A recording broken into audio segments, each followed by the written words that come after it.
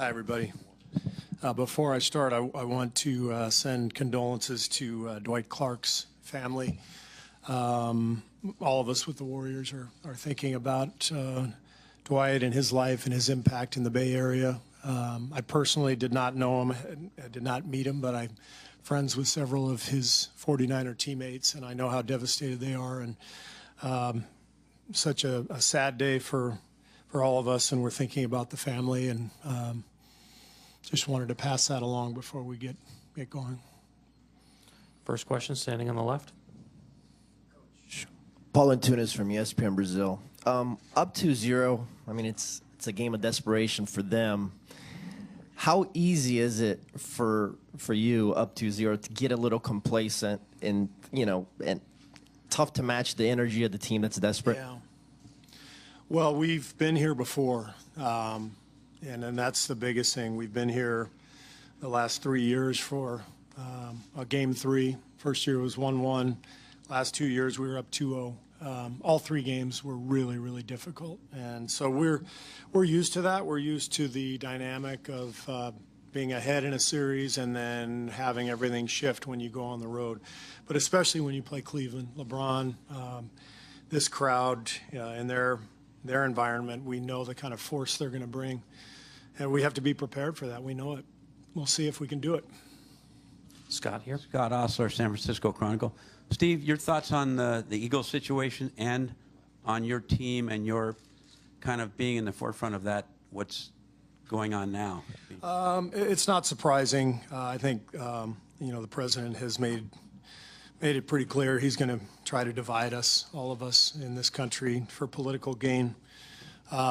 So it's just the way it is. I think, we all look forward to the day when we can go back to just having a celebration of athletic achievement and celebrate Americans for their achievement, their good deeds. The irony is that the Eagles have been nothing but fantastic citizens in their own community. They've done so much good. I've read a lot about their team, Malcolm Jenkins, Chris Long. These guys are studs. They're amazing. So it'll be nice when we can just get back to normal in 3 years. Michael in the back center. Michael Lee with Yahoo Sports, straight ahead. Straight ahead. Do you have an update on Andre, and how would you plan on using him if he is available? He's doing better. He played yesterday, some one-on-one, did some full court drills, and he told me he's feeling better. So I would upgrade him to questionable. He'll go through practice today, and we'll see how he feels after that and tomorrow. But I think he's getting closer, and I'm hopeful that he can play. If not tomorrow, then in Game 4. But again, it's day to day. And there was an exchange, I think, with Jordan Bell, I think at the end of the third quarter, where he committed that foul on LeBron, and he sort of lectured him a little bit on the bench, and then Jordan forced a steal. What's it like just having him around, just even though he wasn't playing, but still having some sort of influence with the guys? It's another coach. He's literally another coach. He pulled us aside during Game 1, during a timeout, and made a suggestion, something defensively. And we did it, and it worked, and wasn't surprising. But Andre has that kind of a impact on our team. He's one of the smartest basketball minds I've ever been around. Go ahead, Mark, second row. Mark Schwartz, ESPN. Steve, after the game Sunday night, Draymond called Clay probably the toughest guy he's ever played with.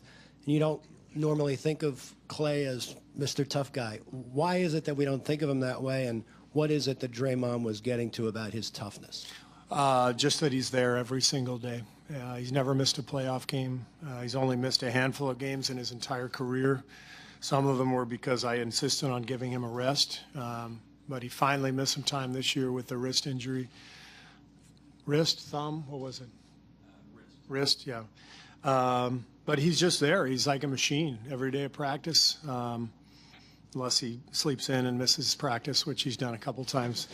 But he's just there. You count on him. You just count on him every day. And toughness is often looked at, I think, to answer your question. A lot of people think of toughness and they think bravado, but toughness is also a quiet confidence and a resilience, and I think Clay embodies that. He's there for us every night. Doesn't say much, but we can count on him every day. Tim in the back left. Tim Calcom of The Athletic. Steve, you've got friends in the NFL. I don't know if you've heard from them. I've heard from them maybe pushing back on some of your comments about the anthem. Have you heard anything? And they point out that the NBA has a policy also where players must stand for the anthem, and I believe there's some understanding they can stay in the back. If one of your players wanted to actually protest on the anthem, would you be okay with that? Would you understand that? Yeah, of course, because you have to understand that what players have protested is not the military. They're protesting police brutality and racial inequality.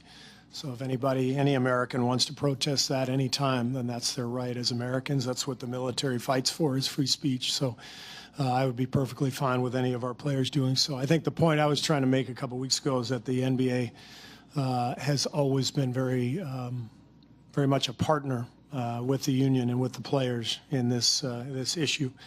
And I don't think it's a coincidence that we have gone through this together, and there haven't really been any issues in the NBA. Players are very socially active teams, and management and the league itself are very supportive of not only community service, of course, but political commentary. And so it's just a partnership, and that's the point I was making, comparing it to the NFL. Jeff on the left side on the aisle. Jeff Shudell, News Herald. Steve, the Cavaliers are saying they want to get more physical with you guys tomorrow and Friday. I'm sure you've seen that before, but so how do you combat that? Well, that's their advantage. They're bigger and stronger. They've beaten us up on the boards a little bit. You have to combat that with smart play, boxing out, making sure you're putting a body on people. We can't leave, a guy one-on-one against Tristan Thompson, trying to box him out.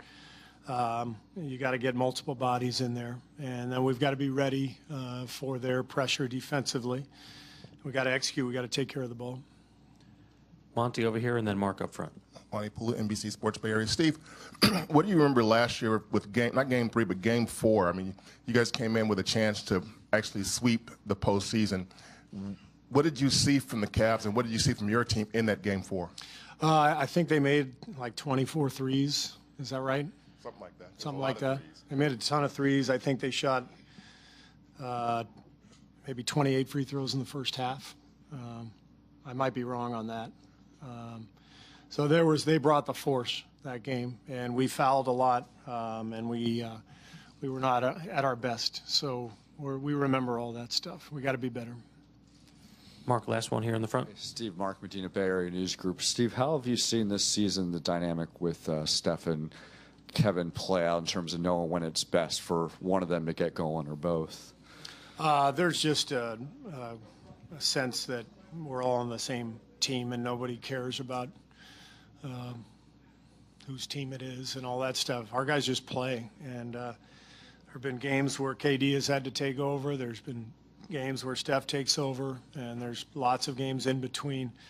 We literally never have a conversation about who needs to take over. What we do is we decide where are we going to attack, how are we going to attack, and every team presents a different challenge, every opponent does. And so we try to find areas where we can attack and take advantage of matchups and give ourselves the best chance to score. Thank you, Coach.